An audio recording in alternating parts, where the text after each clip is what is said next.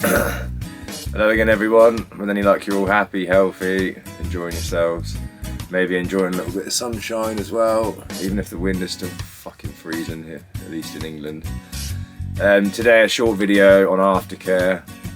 I did actually promise this video, the video before last, but felt I needed to explain why I stuck a swastika on my forehead before explaining what I recommended for Aftercare. So we're going to go through just a couple of Aftercare options. Polyurethane skin you can put on straight after the tattoo, and then some cream, just what cream to get, what not to get. So I figured while on my way to the studio, just explain a little bit more about my take on the Aftercare. So obviously the skin's an organ. It's actually considered to be the third kidney. You eliminate through the skin and you also absorb stuff through the skin. So you don't want to be putting any chemical weird stuff on the body. No bepanthen, especially no pseudocremes or antiseptic creams. You do not want that at all. The aim of the game with the Aftercare is to keep the excess pigment soft while the skin heals bottom up. If you allow the excess pigment to dry and it goes hard and then you catch the scab, then it pulls the ink out and it will create a little scar. So if you imagine as the needle punctures the skin with the ink on it,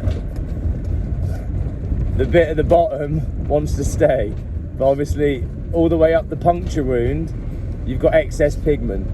So the aim of the game is for you to try and moisturize with something organic if possible, and at least natural, 1 or 2 ingredients, that excess pigment, so it flakes off lightly and doesn't go hard.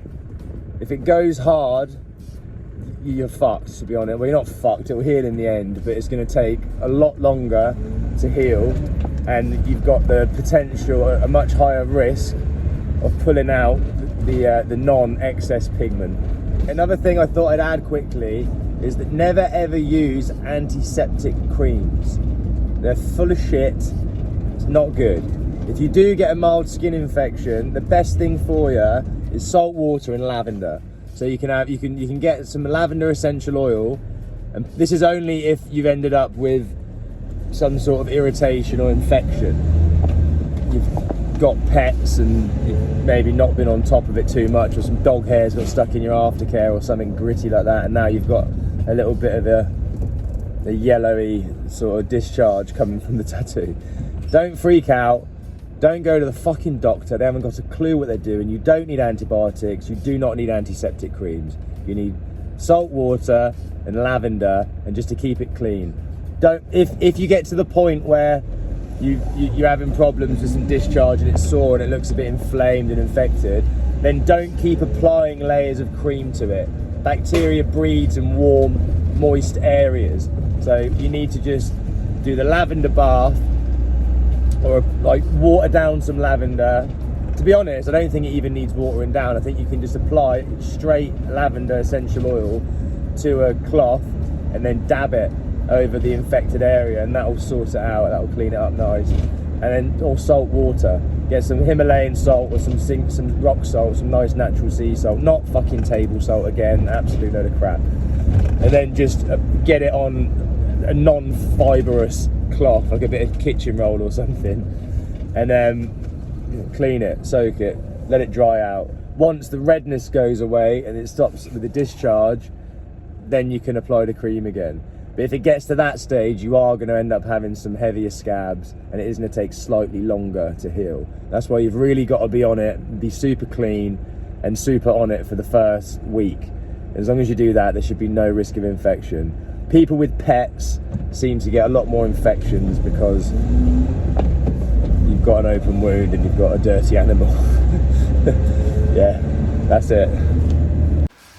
Right, I made it to the studio, so here's for the Aftercare bit. So, I mean, this is the stuff my girlfriend Michelle's put together. It's mango butter, shea butter, jojoba oil, and I think rose essential oil. You can check her page out on Instagram. I'll put a link somewhere here. She does cosmetic tattooing if there's any girls out there wanting makeup doing or anything. And another friend of mine, Sarah, makes some really lovely creams and chocolates and all nice raw stuff. You can check her out on Instagram as well. I'll put her thing also somewhere, wherever. Okay. Anything you can get that's as organic if possible, but natural at least. So, like, as minimal ingredients as possible, and you need to know what all the ingredients are. You don't need to be Googling ingredients to try and work out what they are. It's not good. And really, honestly, don't use the antiseptic creams. They're terrible. So the polyurethane skin is here. This is one that I got off Amazon, a bit cheaper. A friend of mine, Sam, found it for us. There's the main company I was using was Dermalyze. I'll stick a picture up so you can see what that looks like. That's a really good quality product, but this seems to work just as well, and I think you get a lot more for your money. So I tried that, it seems to work, but Dermalyze is a really good, that was the original one that I started using that I really rate as well. Okay, so just to explain this stuff a bit further, once the tattoo's finished, I usually let the client sit around and let the tattoo bleed out a little bit, let the plasma stop coming out, I clean my station, do all the bits, and usually by the time I've done that and then done a video, the tattoos usually stop weeping, depending on how heavy the tattoo work's been. And then once it stopped weeping, you have to clean the tattoo completely, and the area around the tattoo you need a decent amount of non-tattooed skin without hair on it and no grease. So after you've washed the tattoo down, you can use a little bit of alcohol. You haven't got to rub over a tattoo with the alcohol unless the client's really up for it, but you can just clean the area around the tattoo, and then that helps this stuff stick really well. And like I said earlier on, well, I don't know if I said it earlier on, depending on how I edit these clips together, but you leave it on for 3 days if you can. If there's if you've done a large serious bit of black work or something and it comes off overnight, so be it. Just wash it, carry on with the cream. If you can get 3 days out of it, 4 days out of it, if it's not a heavy bit of work and it's not smelly or it's not no issue, then cool. Obviously, before you put the stuff on, we sterilize the skin. It's on, nothing's been in there other than itself, so you're fine. If you're someone that trains and you end up getting sweaty and there's some sort of, if there's a puddle or a little sack of fluid inside the skin, you got to take it straight off. If you smell anything, if it starts to smell, take it straight off. Other than that, 3 days, take it off. I'd say take it off not in the hot shower. From experience, taking it off in the hot shower, the heat kind of melts the glue and then you end up with sticky shit all over you for a while. So I normally just, while I'm cool, you could even lay against the wall or a mirror or something cold, lay the plastic against it to cool it down, and then pull it off, and that seems to keep the glue on the sheet and not on you, and then you can have a nice warm shower. After the shower, dab the tattoo dry. Don't rub the tattoo. You're trying to just keep as much of the excess pigment in there long enough for the skin to heal around it so it stays nice and dark. So dab it dry, and then literally with your cream, you want a tiny little amount. So you've got a light thin layer of the cream. You don't want to pile loads and loads on there.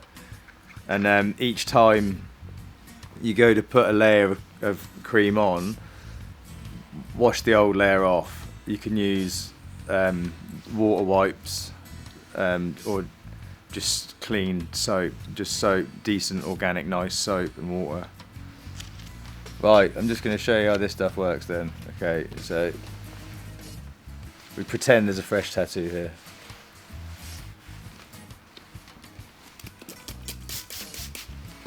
You can clean the fresh tattoo It's not fresh, but if it was fresh, you'd clean the fresh tattoo with green soap, and then the area around the tattoo with some alcohol to get any excess muck or grease from the session off. And then if you've got a hairy client, Michelle's not hairy, but if you've got a hairy dude, shave a little bit of the hair around the, like, beyond the bit of tattoo, beyond the bit of skin that's been tattooed. And then this stuff, it's got a little crease there, so the back comes off. Yeah. And then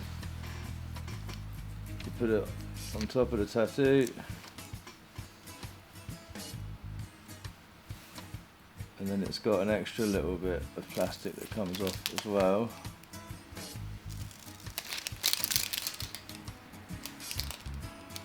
And then, there you go. Let's see if I can get that a bit closer.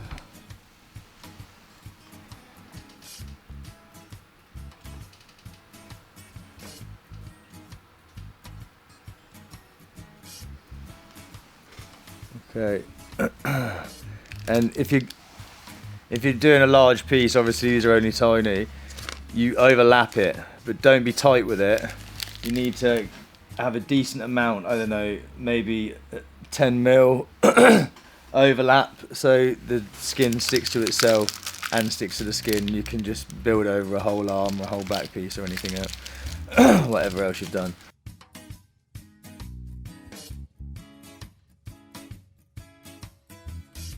Right, so with that we've reached the end of the video. With any luck you all found it to be informative and it's answered any questions you may have had regarding tattoo aftercare or what to do if you do get a mild skin infection. For now I'll leave you with the sped up footage of Michelle making her aftercare balm, and I'll catch you on the next one. All is one, God is love, and we are gods.